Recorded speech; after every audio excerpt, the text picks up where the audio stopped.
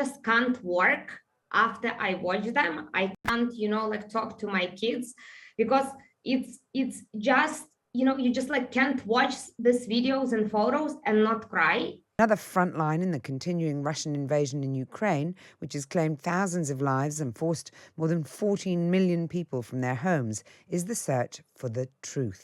That's the driving force behind Dattalion, Ukraine's data battalion, which was set up by a group of fearless Ukrainian women on the front line of the information war. These female warriors have built a powerful database that enables journalists and filmmakers to access photos, videos, and eyewitness accounts of the atrocities and crimes against humanity committed by Russia in Ukraine.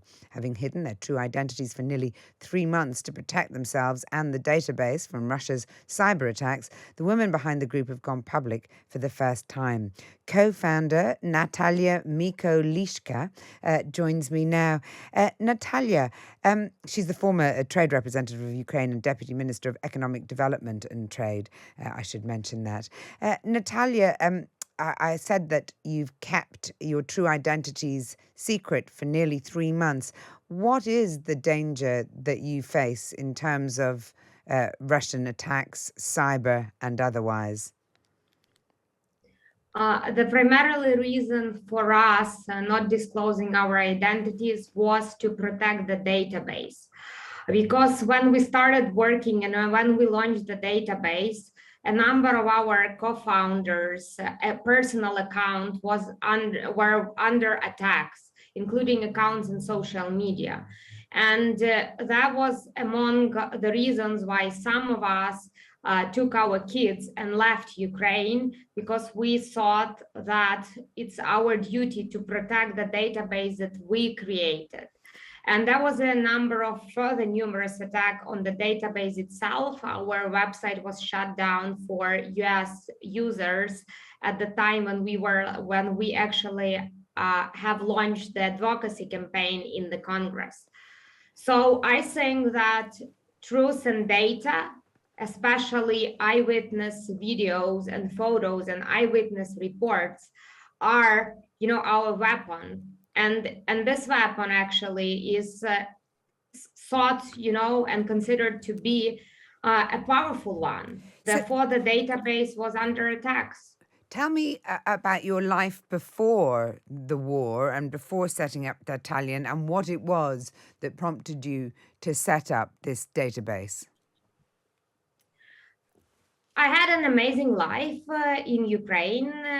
I was, and I'm still a businesswoman. I had a number of businesses, and I am sitting on the board of the biggest hydro energy company in Ukraine. I was a founder of a fashion startup. We seem to have lost your line for a moment. Are you going to be able to? Oh, sorry. Tell me again. I think we've lost your line for the moment. We're going to get you back on a better line. In the meantime, I'm just going to let listeners know what they can look forward to later in the day here on Times Radio. John Pienaar is going to be here from 4, chewing over the fallout from last night's confidence vote, as well as speaking to a woman who faced off against a polar bear. I'm very jealous that he's got that story. I read that in the paper and I really wanted to talk to her. I think that we have Nataliya back now. Nataliya, you were telling me what you were going to do, or what you were doing before the war, and what prompted you to set up Dattalion. Yes, I am a businesswoman, so I had a number of businesses in Ukraine, and I was sitting on the board of largest hydro energy company, and I was also co-founder of a number of startups and women economic empowerment initiatives, and engaged in a number of fashion projects. So, for me, I mean, I had an amazing life. I lived with my family in Kiev. I have 2 sons, an amazing supportive husband, and I had a lot of plans in order to bring, for example, Ukrainian fashion brands to the world, in order to, bring more investments into the companies that I work with. And then And then the Russians invaded. And Dattalion, I mean, I presume that in a way it's a sort of fight back against fake news, which is a term we've all become very familiar with, but it's in a very specific context, in the context of, Russia versus Ukraine.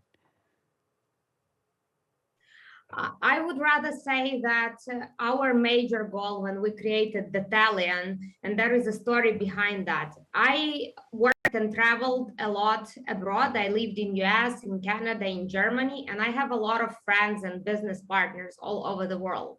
And when the war started, there were no war journalists in Ukraine. So I and my social media were the only source of information for them. And the first day of war, all of foreign media and TV channels and international TV channels were showing a nice, and at that time, very calm city of Lviv, which was the most safest place in Ukraine.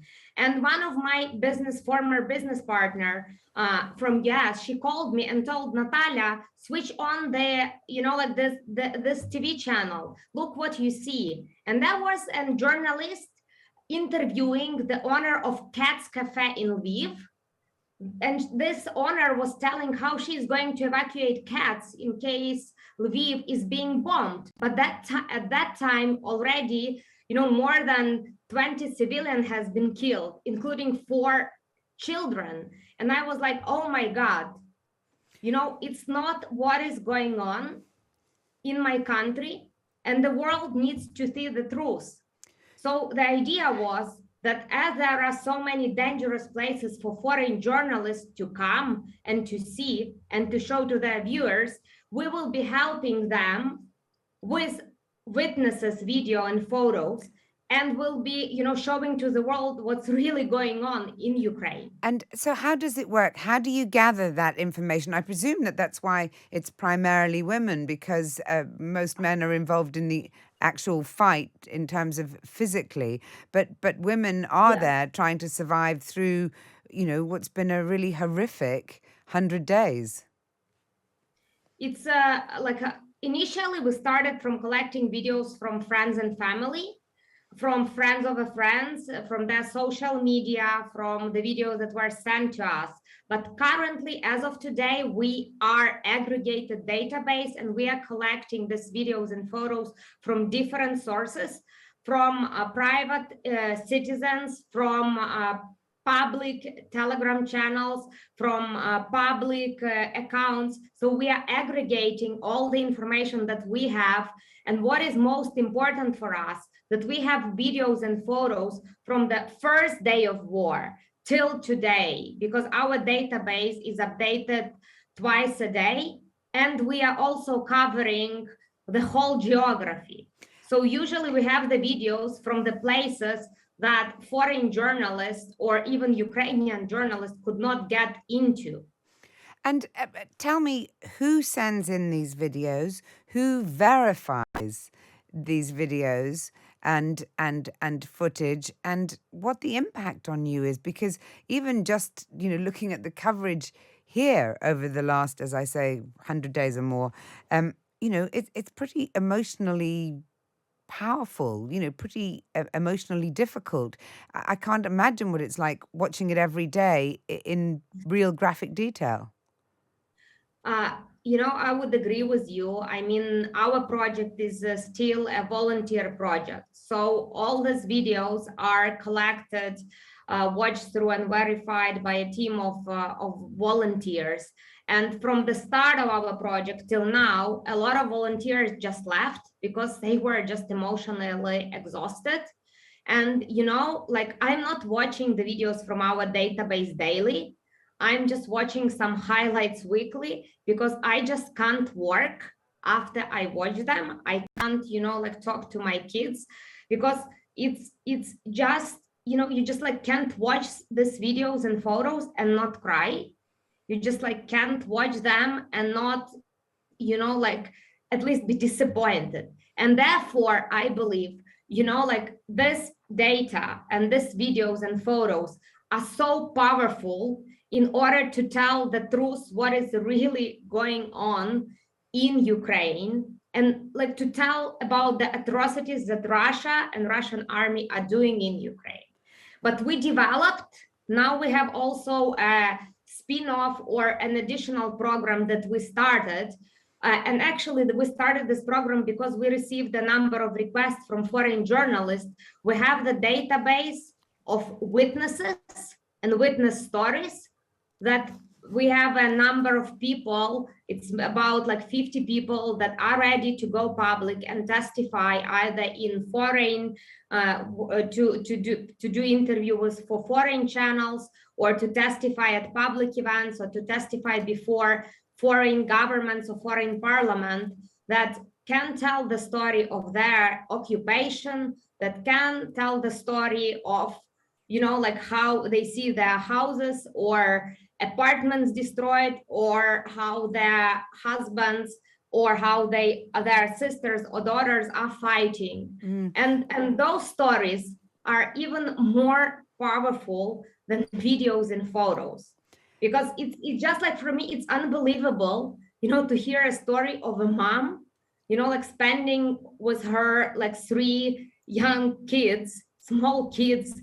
you know, in occupation for 15 days, and cooking a soup from 1 carrot that she had for 4 days. People are starting now, women and children, to go back to Ukraine, to certain parts of it, I think, with the sense that the Russians are preoccupied elsewhere. I know you're now based in Austria. When did you leave, and you know, how difficult will it be for you to go back because of setting up Dattalion, apart from the fact just that the war is ongoing? I want to get back home as soon as possible, and my kids are begging me every day, you know, to get back home to their father and to get back home to their grandmothers, you know, like as soon as possible.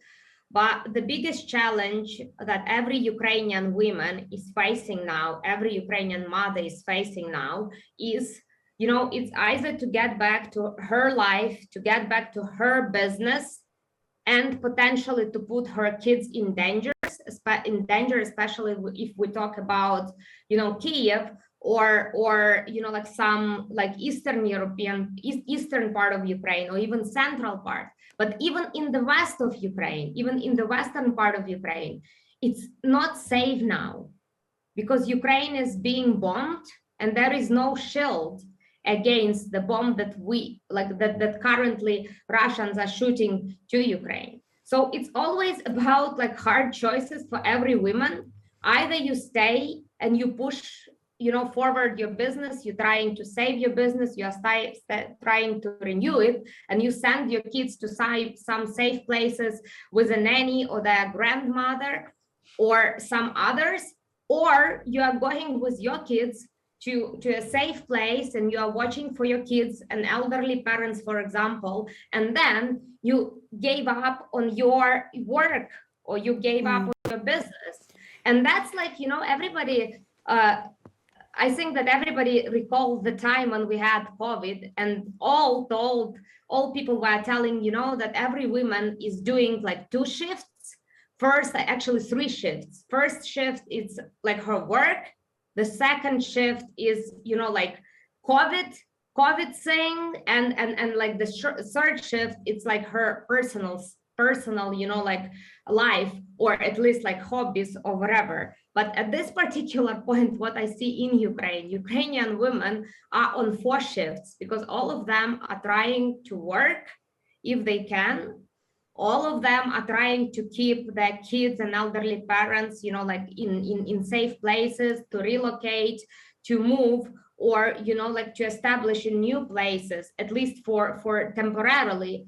And there is one more shift, because all my friends, all my Ukrainian women friends, all of them are volunteering. So it also, you know, like takes a lot of time and resources. And there is always this choice you need to make, you know, where you will, like, you know, in every day you have only 24 hours, and you just really need to choose every day, like where you spend your time for. And those choices are hard, including the choices to get back to Ukraine. Because a lot of women actually are getting back to Ukraine, not necessarily because they feel safe, but because they just don't have resources to stay abroad. Or they just want to see, for their kids to see their father, or to get some help, from their family members that decided to stay in Ukraine. Just finally, Nataliya, I mean, did you ever imagine, you described your life before, the normal life, a happy life. Did you ever imagine that you would see yourself in this position, having to abandon your country with your children, having to set up Dattalion in order to do sort of cyber battle against the Russians, and to be separated, you and all the women working on Dattalion, those volunteering, to be separated from your husbands and partners and so on as they fight and engage in a physical war in Europe? I never imagined in my life that myself or my country would go through a war. I never imagined that I will need to, leave my country, not for like a work assignment or not to do some contracts as I did before. And I never thought that I will be doing, creating the project like Dattalion. But I think that at this particular point, where we are now, everybody in Ukraine has a front line to fight. And these front lines are different. Some women, doctors stayed in Ukraine and they are fighting by treating the patients.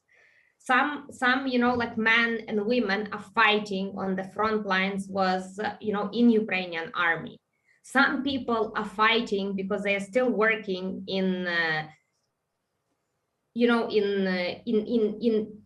they're working in supporting the services sphere, and things, of in the course. supporting services. Yeah. Yes. And that's kind of the thing that everybody is doing. And I don't think that Putin ever expected that Ukrainians will be so united in this fight, and that every single Ukrainian will be fighting back as he or she can in this particular points. Because a lot of Ukrainians, even Ukrainian women that moved abroad, they're volunteering here. Nataliya, I'm sorry, we're losing your line again, but thank you so much for coming onto the program. That was co-founder of Dattalion, Nataliya Mykolska.